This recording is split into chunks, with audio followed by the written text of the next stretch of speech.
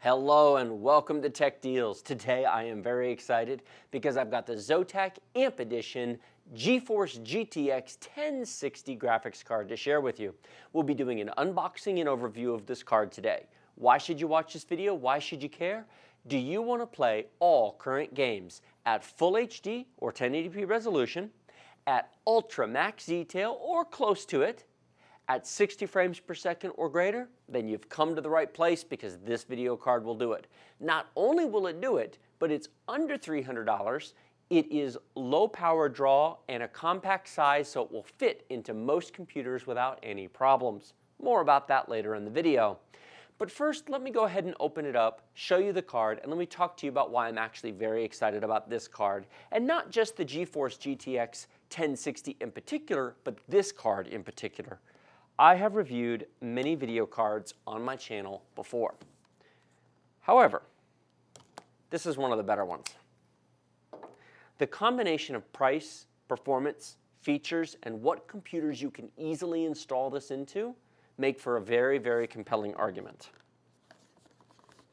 Now, this is the new 1000 series of cards from NVidia, just released this summer in 2016, and it is a huge improvement over last year's models. Now, I know marketing companies like to use terms like huge and massive easily. This time they're justified. Usually when new cards come out, you get anywhere between a 10 or 20% performance increase year over year. You know, it's always an increase, but usually it's pretty modest. Not this time. The GeForce GTX 1060 is fully 80% faster than the 960 which came before it. That's not a small increase, that's massive. The 1000 series is a big deal. That is a huge increase. It's almost a doubling of performance. So the graphics card comes in a nice black box. If it sounds like I sound excited, I genuinely am. This is a huge leap over what came before. It's hard to get excited when I say, look at the new card that's 20% faster than last year. Let's see how this opens. 80% is a huge number. And it's a tight fit. I don't want to tear the box. There we go. And it opens just like so. And so here is what is inside the box. No, it's not particularly exciting. What can you say? We have a quick installation guide, fair enough. It's always nice to have these. If you're new to installing graphics cards, it's definitely worth a quick look just to familiarize yourself with what you're about to do. Yes, I will have installation videos showing this installed. In fact, at the end of this video, I'll show you the computer I'm going to install it into. Just a brochure. And then we have a video card. Nice, they gave us an adapter. I'll talk about this more in a minute. Let me put this over here. There we go. So this comes in a bubble anti-static bag, which I like. I like these much more than the plain anti-static bags, which don't give you anything to protect the card with. So we'll take the card out and put that there. And then here's what the card looks like. Now there are two large fans on it, and there's a sticker right across the front. Remove before first use, and it's cautioning you this has what they like to call freeze tech. That is a fancy name for the fact that this has zero fan speed technology. When you are not gaming, the fans will not spin. This is normal. This card does not need to be cooled just running Windows. That's great. It means it is completely and totally 100% silent when you're just doing Windows. When you're actually playing games, the fans will at some point have to turn on. But then, of course, you're listening to sounds and blowing stuff up and having fun, so you probably will never hear the card. But when you're just in Windows, these fans won't turn and they'll be completely silent. So we'll go ahead and take that protective sticker off, and I'll stick that over there. And there is actually not any other plastic on the card. Usually when I get video cards, they're covered in plastic and they're covered in things and you got to pull stuff out, but this one is not. Fair enough. Appearance is entirely subjective. It's a personal opinion, but I think it's an attractive looking card. You have got copper heat pipes along the bottom to carry away heat. Not that this card at 120 watt design power needs them, but it has them. It'll allow you to overclock it, and it's got them up top. It's got an aluminum heat sink and fins running all the way through it. But basically, just looking at the card, you've got two large fans, black fans with a silver shroud design, and the Zotac name right on the top. The back of the card is just the exposed circuit board, which at this price point is what you're going to get. You won't get back plates or anything fancy at this price point. You have a single 6-pin PCI-Express power connector. Very important, more on this in a minute, right here. And then on the back of the card, we have our standard 4 ports, and yes, this card will drive 4 monitors if you want to drive 4 monitors at once.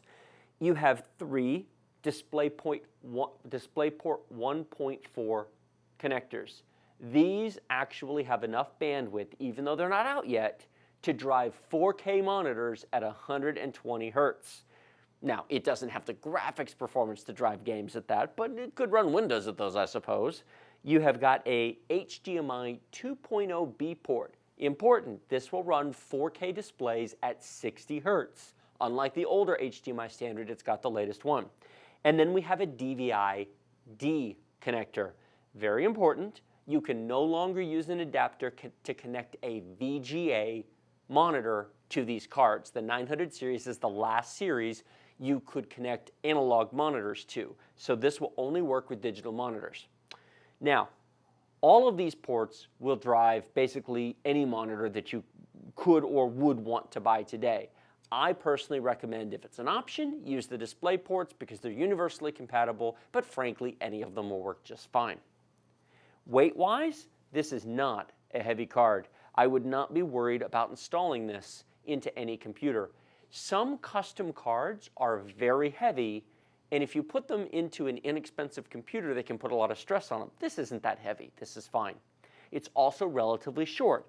If you look at the PCI-Express connector, it's not too much longer than the connector, which means it will fit into most computers. Now, I talked about performance before. Let me further expand on the performance. In game testing, this card, or the GTX 1060 in particular, will basically run any current game at or near 60 frames per second at max performance, or if you back off the, max detail, or if you back off the max detail just a bit, you'll get smooth 60 frames per second in any current game. But this card will actually also run at 1440p just fine if you turn the detail down a notch or two. If you're willing to run between medium and high detail, this will play at or close to 60 frames per second more or less every current game on the market. You can play, for example, Fallout 4 at 1440p. Grand Theft Auto 5 will play at 60 frames per second at high detail at 1440p on this card. The Witcher 3 will play at medium detail at 1440p on this card. So you can actually go beyond 1080p if you're willing to compromise on the detail quality just a bit to get 60 frames per second. Or perhaps you like to do high frame rate gaming. Maybe you have a 100 Hertz monitor and you play at 1080p and you want to go over 60 frames a second. Turn the detail down a notch to high from ultra, and this will actually do that just fine. Screaming performance for the money. One other point. Unlike the previous generation cards, this one comes with 6 gigabytes of video RAM. The previous 960 standard size was 2 gigabytes. They did make 4 gigabytes towards the end. You could get a 4 gig card, but most of the 960s were 2 gig cards, and we're really running into a limitation now with that not being enough VRAM anymore for the latest and greatest games. 6 gigs will give you plenty of VRAM for years to come. 4 is marginal. 4 will be fine for a while, but I really like the fact that they went ahead and put 6 on here. I don't have any worries playing at 1080p at 1440p for the next 3 years at 6 gigabytes not being enough memory. I'm very happy. This card retails for $280. Now that is $30 over the reference price of $250 that NVIDIA announced. However, that $250 price is for base non-overclocked cards. You can find cards at $250, but they don't have as nice a cooler design, they don't have things like copper heat pipes, and they're not factory overclocked. This is factory overclocked about 10% more than the standard cards, give or take. So you get a little bit of extra performance out of the gate. But you can overclock it further if you want to. You're not going to get a lot. You might get another 5, maybe 10% out of it if you push it. Honestly, use it the way it comes. I'm not too worried about the last 5% performance personally, but you could. Now I mentioned that I will show you the computer I'm going to install this into. I think one of the most perfect machines you could put this into is this.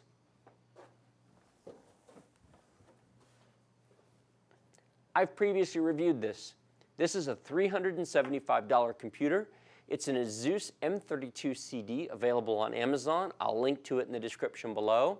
This has a 300-watt power supply, and it has 2 Molex connectors coming off that power supply, and they provide you with an adapter in the box with the video card to convert those 2 Molex connectors to a single 6-pin connector. I am aware that NVIDIA recommends a 400-watt power supply. I assure you, this card will run fine in this machine. It's not that hot. It doesn't draw. It's a 120-watt max draw pull.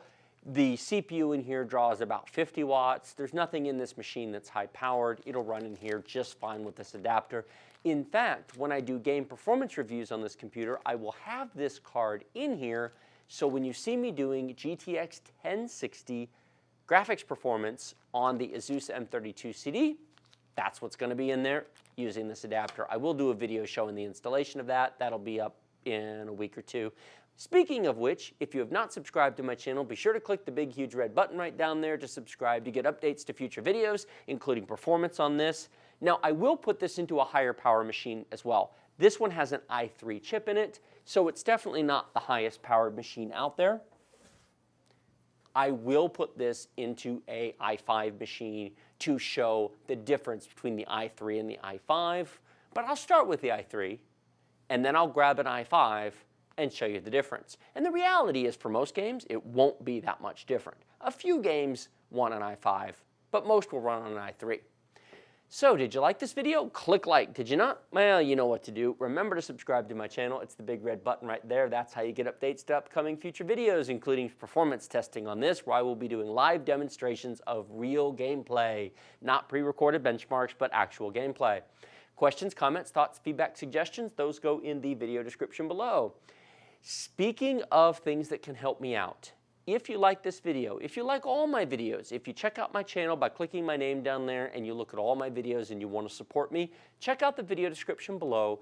The links down there will take you to both Newegg and Amazon. They support me, and I would certainly appreciate it if you would consider using them.